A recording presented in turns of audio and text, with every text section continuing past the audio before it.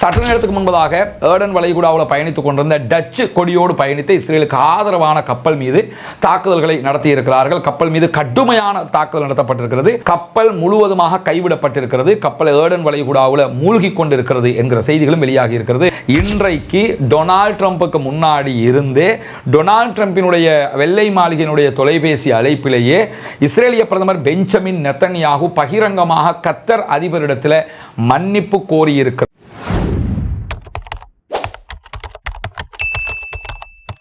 அன்பிற்கினிய சகோதர சகோதரிகளே, நம் அனைவர் மீதும் ஏக இறைவனுடைய அமைதியும் கருணையும் உண்டாகட்டுமாக என்கிற பிரார்த்தனைகளோடு சற்று நேரத்துக்கு முன்பதாக வந்திருக்கக்கூடிய இன்னும் ஒரு முக்கியமான செய்தி என்னன்னு கேட்டால், நமக்கு தெரியும் பாலஸ்தீனத்திற்கு ஆதரவாக யமனில் இருக்கக்கூடிய அன்சாருல்லா அல்லது ஹூத்திகளுடைய படைப்பிரிவு தொடர்ந்து தாக்குதல்களை இஸ்ரேலுக்கு எதிராக நடத்தி வர்றாங்க. குறிப்பாக செங்கடல்ல ஏர்டன் வளைகுடா பகுதிகளில் எல்லாம் அவங்க இஸ்ரேலுக்கு ஆதரவான கப்பல்கள், இஸ்ரேலுடைய கப்பல்கள் யார் போனாலும் அட்டாக் பண்ணுவாங்க.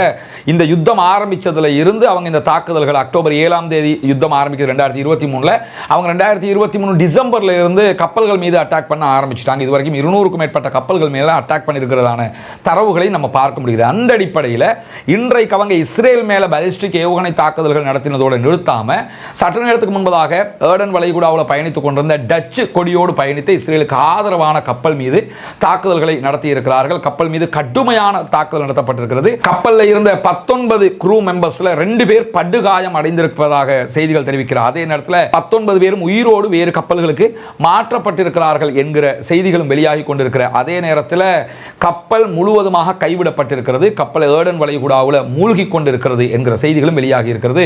காசாவினுடைய யுத்தத்தை நிறுத்தாத வரைக்கும் இஸ்ரேலுக்கு சப்போர்ட் பண்ணுகிற எந்த நாடாக இருந்தாலும் அவங்க மேல நாங்கள் அட்டாக் பண்ணுவோம் என்று சொல்லித்தான் இவங்க தாக்குதல் நடத்திக்கிட்டு வர்றாங்க. நமக்கு தெரியும் இந்த தாக்குதல் அவங்க நடத்துறதுனால யமன் மேல இஸ்ரேல் படு பயங்கரமான பல தாக்குதல்களை நடத்தி கொண்டிருக்கிறது. எங்க மேல நீங்க எவ்வளவு அட்டாக் பண்ணினாலும் உங்க மேல அட்டாக் பண்றதையோ காசா மக்களுக்கு ஆதரவாக நிற்கிறதையோ நாங்கள் நிறுத்த மாட்டோம்னு சொல்லி தான் தொடர்ந்து இந்த தாக்குதல்கள் அவர்கள் நடத்தி வர்றாங்க.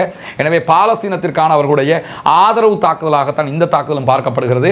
இஸ்ரேலுக்கு இன்னும் ஒரு பலத்த அடியாக பெஞ்சமின் நெத்தன்யாகு அமெரிக்க அதிபரோடு பேசிக் கொண்டிருக்கக்கூடிய இந்த சந்தர்ப்பத்தில் இது விழுந்திருப்பது என்பதும் ஒரு பெருத்த பின்னடைவாக பார்க்கப்படுகிறது என்பதை நாம் உணர்ந்து கொள்ள முடிகிறது. பாலஸ்தீனம் வெற்றி பெற அனைவரும் அல்லாஹ்விடத்திலே பிரார்த்திக்கிற நேரம் ஜனநாயக ரீதியாகவும் அந்த மக்களுக்காக குரல் எழுப்புவோமாக வாகிறது. அல்ஹம்துலில்லாஹி ரப்பில் ஆலமீன்.